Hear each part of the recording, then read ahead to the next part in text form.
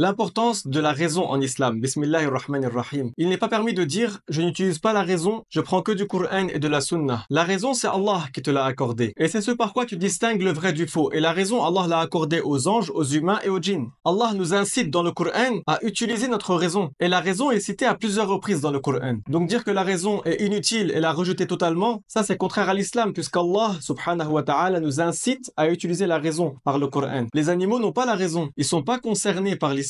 Ils ne sont pas concernés par le paradis et l'enfer. Les personnes qui sont concernées par l'obligation d'entrer en islam, c'est les personnes responsables. Et les personnes responsables, il y a 3 conditions pour cela. Le fait d'être pubère, le fait d'être saint d'esprit, donc de ne pas être fou, et d'avoir reçu la base de l'appel à l'islam, qu'il n'est de Dieu que Dieu et que Muhammad est le messager de Dieu.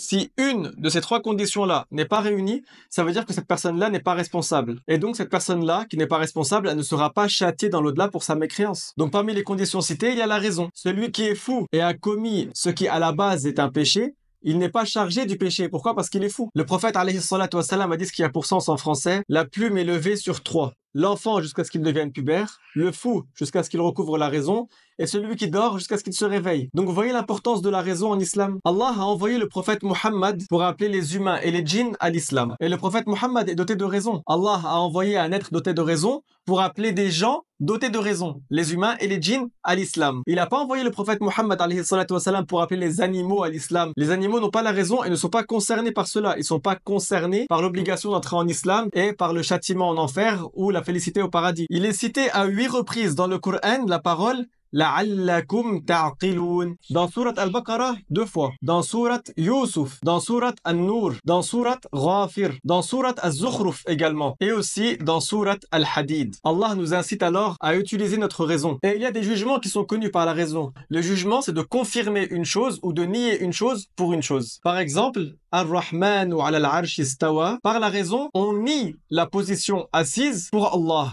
On nie l'établissement pour Allah. Pourquoi? Parce que la raison n'admet pas l'existence de la position assise ou de l'établissement pour Allah. Parce que c'est quelque chose qui fait partie de l'impossible rationnel. Allah existait avant que le trône n'existe. Et Allah, son existence n'a pas débuté. Donc Allah n'est pas dépendant. Donc celui qui dit qu'avant le trône, Allah existait sans avoir besoin du trône, puis après Allah a créé le trône, puis il s'est établi ou assis dessus, là il a rendu à Allah le besoin et le changement, donc la dépendance.